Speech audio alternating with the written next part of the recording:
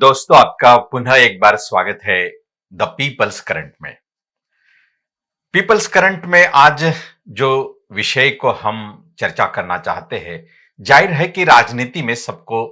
बहुत ज्यादा इंटरेस्ट भी होता है। पश्चिम बंगाल की ओर अगर हम देखते हैं तो पश्चिम बंगाल की राजनीतिक चर्चा अब छाई हुई है देश भर में। हालांकि पश्चिम बंगाल ये भारत का ऐसा राज्य है जिस राज्य की अगर सामाजिक संख्या अगर हम देखें, किसी भी प्रवर्ग निहाय अगर हम वहां की जनसंख्या अगर देखते हैं, तो पश्चिम बंगाल ये देश का वह राज्य है कि जो देश में सबसे ज्यादा शेड्यूल कास्ट की आबादी जिन राज्यों में बसती है, उनमें से एक राज्य है जहां पर लगभग 2011 का अगर हम सेंसस देखें तो उसमें लगभग 23.91 इतनी पॉपुलेशन पश्चिम बंगाल की रही। लगभग 24% हम मान ले, इतनी जनसंख्या शेड्यूल कास्ट की रही है। लेकिन अगर हम राजनीतिक सत्ता का अगर इतिहास देखते हैं पश्चिम बंगाल का, तो 1977 तक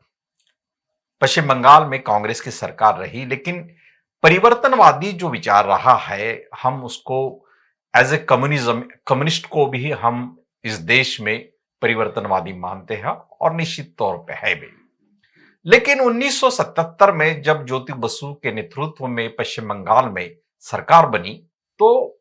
लगभग 5 साल 77 से लेकर 82 तक ज्योति बसु के मंत्रिमंडल में कोई दलित नेता या कोई शेड्यूल कास्ट नेता मंत्री नहीं बनाया गया था। लेकिन इसके खिलाफ पार्टी के नेताओं में से ही आवाज उठी और 1982 में पहला शेड्यूल कास्ट मंत्री ज्योति बसु के मंत्रिमंडल में बनाया गया, जो कि कांति विश्वास के नाम से। और तब वो उनको युवा और एजुकेशन मिनिस्ट्री दी गई और लगभग 82 से लेकर 2006 तक वो माकअप किया सीपीएम के सरकार में मंत्री बने रहे। लेकिन आज ये चर्चा हम क्यों कर रहे हैं? अगर हम देखते हैं तो ममता बनर्जी जो है, लोकसभा चुनाव में इंडिया गठबंधन बना। इंडिया गठबंधन जब बना तो सबसे पहले उसमें अगर उसको बनाने में किसी ने जद्दोजहद जो मेहनत की, तो निश्चित तौर पे तत्कालीन जो इंडिया गठबंधन में शामिल होने के लिए या बनाने के लिए जो आए नीतीश कुमार, उन्होंने बनाए। और नीतीश कुमार की तब इच्छा भी यह रही कि मैं या हमें इस गठबंधन का निमंत्रक बनाया जाए, और इसको सबसे पहले विरोध किया था ममता बनर्जी ने। और इस विरोध जताने के बाद इंडिया गठबंधन का कोई भी राजनीतिक दल ऐसा साहस नहीं दिखा पाया। कांग्रेस को भी लेकर अगर हम सोचे तो नीतीश कुमार को निमंत्रक बनाने में कोई भी दिलचस्पी किसी भी राजनीतिक दल ने नहीं दिखाई। लेकिन अगर यह बात हुई तो निश्चित तौर पे राजनीति में एक नैतिकता बन जाती है कि उन्हें गठबंधन के साथ रहना चाहिए। अगर ममता बनर्जी की बात इंडिया गठबंधन में मान ली गई थी, लेकिन अगर लोकसभा चुनाव में हम देखें तो ममता बनर्जी ने अपनी पन्नी काट ली थी इंडिया गठबंधन से और उन्होंने स्वतंत्र तरीके से पश्चिम बंगाल में लोकसभा के चुनाव भी लड़े। हालांकि अब 2026 में पश्चिम बंगाल में विधानसभा के चुनाव होना तय है, और 2026 के चुनाव से पहले लगभग 1 साल पहले ममता बनर्जी ने यह घोषणा कर दी है कि पश्चिम बंगाल में चुनाव हम अकेले के दम पे लड़ेंगे, कांग्रेस से गठबंधन नहीं करेंगे। यदि वो कांग्रेस से गठबंधन नहीं करते हैं तो इंडिया गठबंधन से उनका कोई गठजोड़ नहीं होगा, यह जाहिर सी बात है। लेकिन अगर हम 77 के बाद का भी अगर हम इतिहास देखते हैं अब तक राजनीति का, तो पश्चिम बंगाल की सरकार में मुख्यमंत्री जो है तो बसु दास बनर्जी, या पश्चिम बंगाल की राजनीति में बनर्जी मुखर्जी इस तरह के नाम हमेशा ओहदे पे रहे, सत्ता में रहे। और पश्चिम बंगाल में यदि हम प्रवर्ग न्याय या जातिगत अगर उसे देखते हैं तो निश्चित तौर पे बहुजन संकल्पना में जो जातियां बसती है उन जातियों का वहां पर बहुत ज्यादा तादाद में जनसंख्या है। इसको कोई अनदेखा नहीं कर सकता या इसको कोई अमान्य नहीं कर सकता। लेकिन शेड्यूल कास्ट का अगर हम परसेंटेज देखते हैं, लगभग 24% उनकी संख्या है और वहां के विधानसभा में लगभग 68 सीट्स जो है वो रिजर्व है उनके लिए, क्योंकि 22% वहां पर रिजर्वेशन है शेड्यूल कास्ट के लिए, जो कि देश में एवरेज इसका प्रतिशत जो है वो 15 है और महाराष्ट्र में शेड्यूल कास्ट के लिए 13% रिजर्वेशन है। इसके बावजूद वहां पर शेड्यूल कास्ट का राजनीति में कोई दमखम नहीं बन पाता है।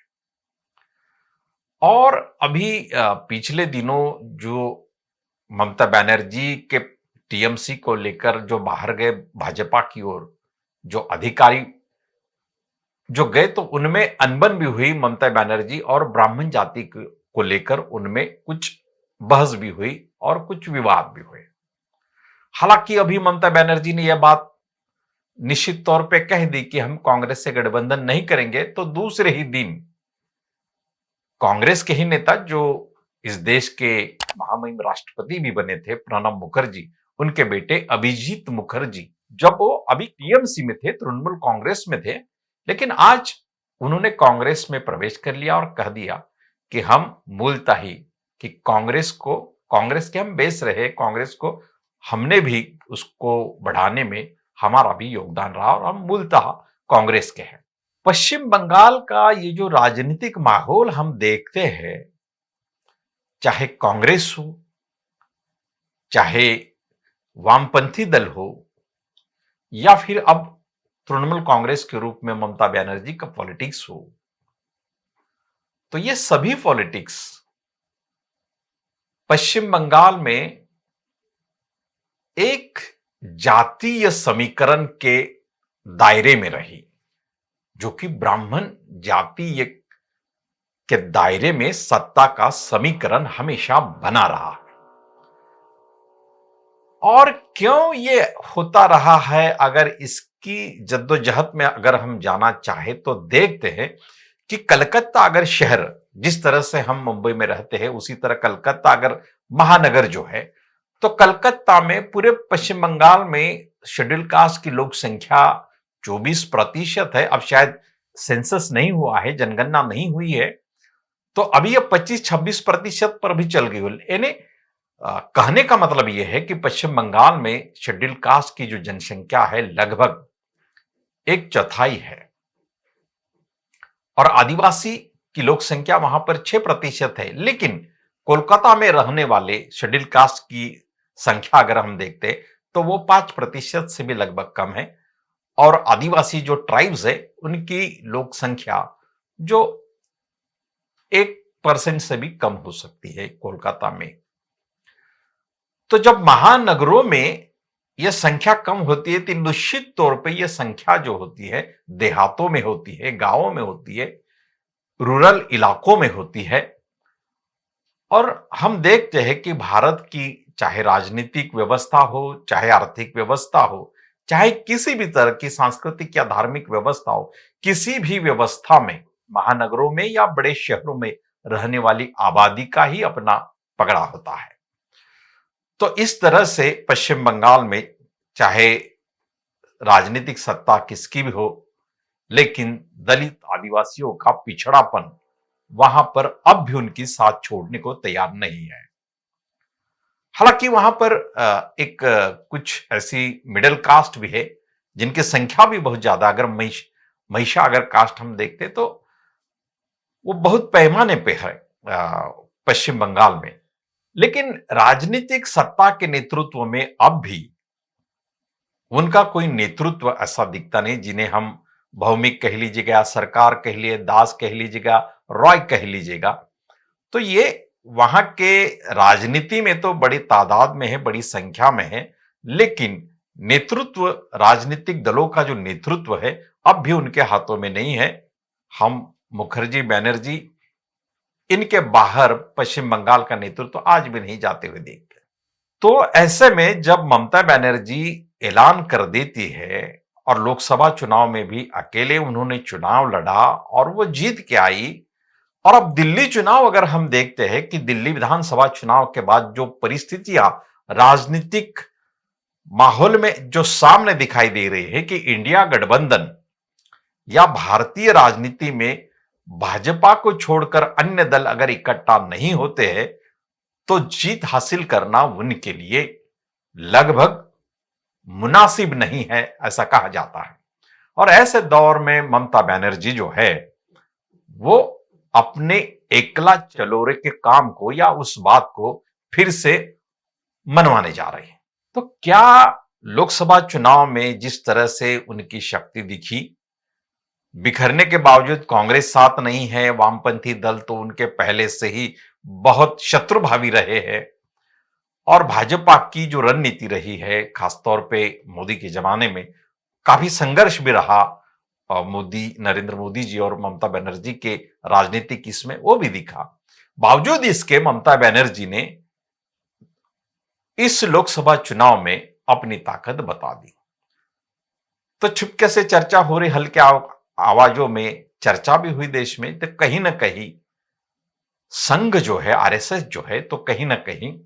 ममता बनर्जी को अंदर से सपोर्ट करता होगा, ऐसा कयास राजनीतिक चर्चाओं में भी लगाया जाता है। और कहीं चौराहे पे, चौपाल पे, कट्टाओं पे जब चर्चाएं होती है वहां भी लगाए जाते हैं। तो क्या इस आने वाले विधानसभा चुनाव में ममता बनर्जी फिर एक बार अकेले के बलबूते पे जो लड़ना चाह रही है तृणमूल कांग्रेस के राजनीतिक चुनाव को, किसी भी दल को साथ नहीं लेना चाहती, तो क्या उन्हें फिर से एक बार संघ परिवार का अंदरूनी साथ मिलने का विश्वास निर्माण हो गया है? यदि इस तरह की राजनीति हो रही है तो कहीं ना कहीं वो परिवर्तन की राजनीति को या इंडिया गठबंधन ने जो एजेंडा तय किया है उस राजनीति से परे हटके, हालांकि उनकी जाहिर सी भूमिका भी बहुत बार आ चुकी है, उन्होंने ऐलान भी किया है, बहुत बार असहमति भी जताई है कि देश में जातीय जो जनगणना होनी चाहिए, वो जातीय जनगणना के खिलाफ वो अपनी आवाज दे चुकी है, जातीय जनगणना के खिलाफ वो रही है। तो ऐसे में जाहिर है कि जिस तरह एक तरफ जब इंडिया गठबंधन के नेता या तथा कांग्रेस के भूतपूर्व अध्यक्ष राहुल गांधी जब जात निहाय जनगणना की बात देश भर में करते हैं तो ममता बनर्जी उनके खिलाफ बात करती है, तो निश्चित तौर पे यह टकराव राजनीतिक नहीं हो सकता है, यह कहीं ना कहीं सामाजिक टकराव भी दिख रहा है। तो क्या आने वाले दिनों में यदि पश्चिम बंगाल की राजनीतिक साख अगर उसको बदलाना कोई भी चाहता है, कोई भी राजनीतिक दल, तो उसको वहां की जनसंख्या एक बार जाति निहाय जरूर ध्यान में रखना चाहिए। और यही बात जब बंगाल के राजनीतिक दल कहते हैं, खुद ममता बनर्जी भी कहती है, बहुत सारे नेता भी कहते हैं कि बंगाल में जातीय राजनीति नहीं होती है, यहां पर प्रोग्रेसिव राजनीति होती है। यदि प्रोग्रेसिव या प्रागतिक राजनीति जहां हो रही है तो वहां पर छोटे या शेड्यूल कास्ट, ओबीसी के नेता राजनीतिक धरोहर पर, नेतृत्व के स्थान पर दिखाई क्यों नहीं देते? ये सवाल जो है आने वाले विधानसभा चुनाव में, पश्चिम बंगाल के विधानसभा चुनाव में निश्चित तौर पे अपनी भूमिका अदा करेगा, या यह सवाल बड़ा हो जाएगा। पश्चिम बंगाल की राजनीति को इस मौके पे जिस तरह से फिर से 2011 से आज 25 तक या 26 तक 15 साल के राजनीतिक सत्ता काल में ममता बनर्जी फिर से एक बार अकेले के बलबूते पे चुनाव लड़ने के लिए जा रही है, तो इसका मतलब फिर से जात निहाय जनगणना को दबाने की बात जो कर रहे हैं, क्या उनको संघ परिवार का अंदर से साथ मिला है? ये सवाल बड़ा होते जा रहा है। और यही बात ममता बनर्जी के धड़ल्ले से लिए जाए निर्णय के पीछे छिपी हुई है क्या, ये सवाल भी आज बड़ा होता नजर आ रहा है। देखते हैं कि इंडिया गठबंधन या कांग्रेस के साथ गठबंधन न करते हुए ममता बनर्जी फिर से एक बार यदि अपना राजनीतिक गढ़ हासिल कर लेती है, तो भी इसका सामाजिक परिणाम आने वाले दिनों में भारतीय राजनीति पे होगा, या फिर वो अकेले चलो के दम पे भी अगर राजनीतिक दायरे से उनकी पार्टी सत्ता के दायरे से अगर बिखर जाती है, या फिर वो सत्ता से बाहर हो जाती है, इसका भी परिणाम भारतीय राजनीति पे सामाजिक तौर पे होना ही है। ये कोई टाल नहीं सकता। देखते हैं आने वाले चुनाव में, एक साल अभी बाकी है, लेकिन ममता बनर्जी और अभिजीत मुखर्जी, इन दोनों के जो राजनीतिक निर्णय हुए हैं, इनके पीछे क्या मकसद हो सकता है, ये देखने का हमारा आज का ये चर्चा का विषय नहीं है। लेकिन सामाजिक धरोहर को नकारा देते हुए, या फिर वहां का जातिगत अस्तित्व या जातिगत वास्तवता को नकारने के बाद जिस तरह की सत्ता की राजनीति चलाते हो, तो इसका तो असर निश्चित तौर पे अब के दौर में होना ही है। क्या होगा, देखते हैं। आपको अगर ये वीडियो पसंद आई, लाइक करें, शेयर करें और हमारा चैनल सब्सक्राइब भी करें, और अपने दोस्त और परिवारों को भी ये लिंक या ये वीडियो भेजना नहीं भूलें। धन्यवाद।